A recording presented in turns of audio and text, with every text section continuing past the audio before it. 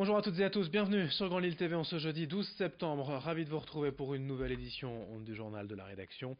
On démarre avec vos prévisions météo. Une amélioration partielle aujourd'hui, les nuages resteront bien présents, mais on devrait quand même bénéficier d'éclaircies au cas par cas, par endroit. La grisaille devrait quand même dominer selon les prévisions de la chaîne météo. Le temps en tout cas devrait rester sec, les températures elles sont plutôt douces. 16 degrés ce matin au réveil, 22 degrés cet après-midi. On en reparle avec vos prévisions météo complètes juste après ce journal. À la une d'abord cette image d'une cérémonie du souvenir hier à Lille. Il y a 77 ans, le 11 septembre 1942, des centaines de juifs de la région étaient arrêtés et déportés dans les camps de concentration et parmi eux de nombreux enfants. Chaque année la ville de Lille leur rend hommage et invite des jeunes d'aujourd'hui à mesurer l'importance du devoir de mémoire. Hier encore l'un des rares enfants à avoir été sauvé de cette rafle était présente. Maurice Baran-Martzac avait 9 ans à l'époque.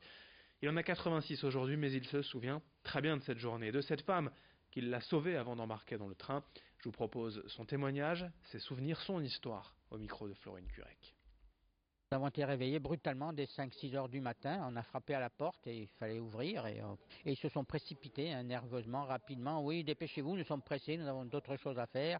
Et prenez un petit sac avec dedans quelques aliments et surtout quelques vêtements. Et puis suivez-nous, nous sommes pressés. Et on a été poussés hors de l'appartement.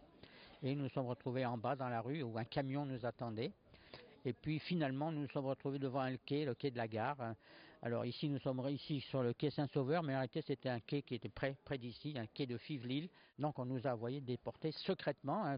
Il y a très peu de personnes qui savaient que ce jour-là, il y avait la grande rafle sur ce quai de Fives-Lille.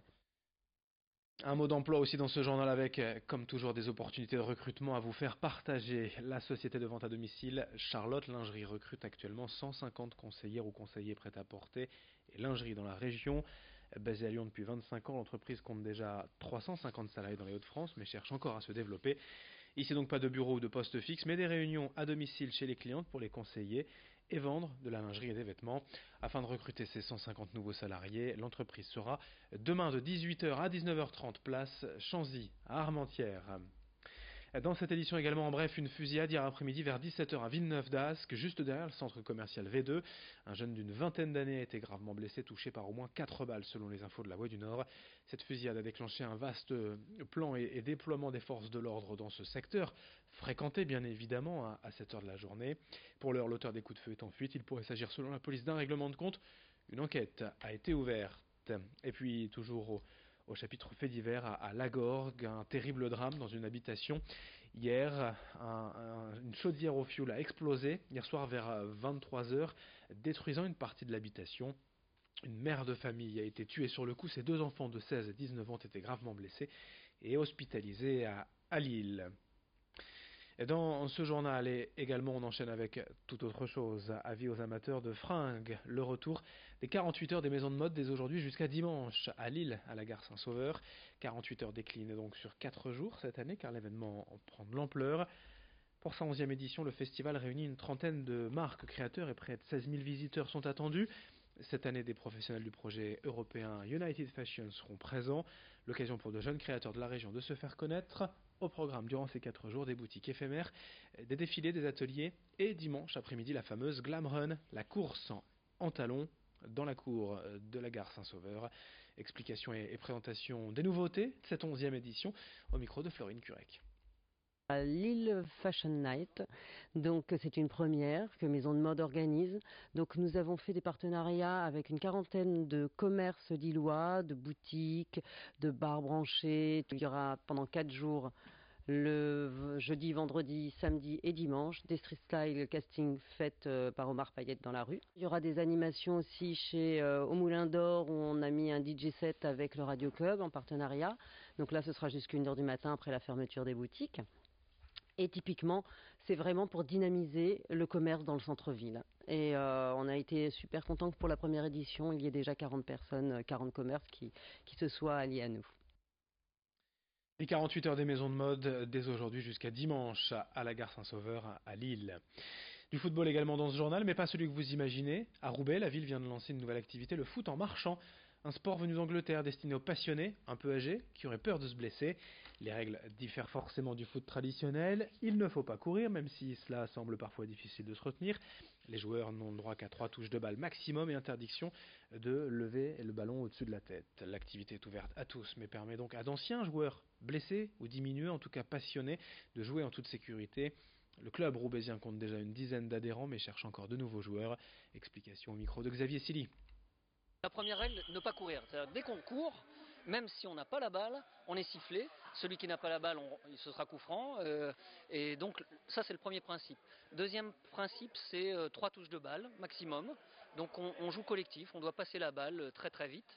Et ensuite, comme c'est pas de jeu de tête, voilà, et après c'est vraiment le plaisir de jouer ensemble, des séances courtes. Si on est fatigué, on sort. C'est vraiment le plaisir à l'état pur. On est là vraiment pour jouer ensemble et se faire plaisir. Et surtout respecter les anciens qui ont peut-être plus de mal à marcher. C'est vrai que voilà, on l'ouvre aux anciens. Si vous avez plus de difficultés à marcher, que vous aimiez le foot ou vous aimez le foot, allez, venez voir, venez essayer. Enfin, Camini était de passage hier sur Grand Lille TV à l'occasion de la sortie d'une nouvelle vidéo, d'un clip de rap, bien évidemment, connaissant Camini, dénonçant la société actuelle, la politique notamment, ou quelques abus que l'on fait tous, plus ou moins. Il était l'invité de Vincent Vieillard. Je vous propose de l'écouter. Le message que je voulais dire, que je dis dans la chanson, c'est qu'au final, il y a quand même beaucoup de gens dans la vie de tous les jours, parmi mes amis et tout ça, qui critiquent beaucoup la politique, mais la question c'est aussi qu'est-ce que les gens feraient à leur place. Et des fois je connais des gens dans la vie, je sais qu'ils feraient pire, hein, donc c'est un peu ça que je dis aussi dans le morceau, pour dire voilà, je suis pas mieux qu'un autre, quoi, mais j'avais envie de dire tout ça et je l'ai fait dans un morceau. J'avais envie de le dire, voici un extrait du clip de Camini. Politique et élection, toujours les mêmes idées de blaireau. J'avais envie de le dire, Ça change de tête, de nom de parti, mais on touche pas plus d'euros. J'avais envie de le dire, Trop d'émissions qu'on fait pour des cons qui se croient moins cons que ceux qui la font. J'avais envie de le dire, Société lobotomisée qui ne veut plus se poser de questions. J'avais envie de le dire, Système corrompu par des élus, j'ai voté pour lui, oh putain je suis déçu. Si j'avais su, si j'avais pu, si j'avais vu, si j'avais lu, si j'avais dû, et si j'avais su, tu te les fous dans le cul. Car si t'avais lu, si t'avais su, si t'avais pu devenir un élu, toi aussi tout nous la mettrait dans le cul, question de point de vue, t'as vu. Camini de retour avec un nouveau clip, mais aussi son one-man show demain soir, vendredi 21h30 au Spotlight à Lille, faut que je vous raconte. On en reparlera. Merci d'avoir suivi notre édition sur Grand Lille TV. D'autres infos avec la météo dans un instant.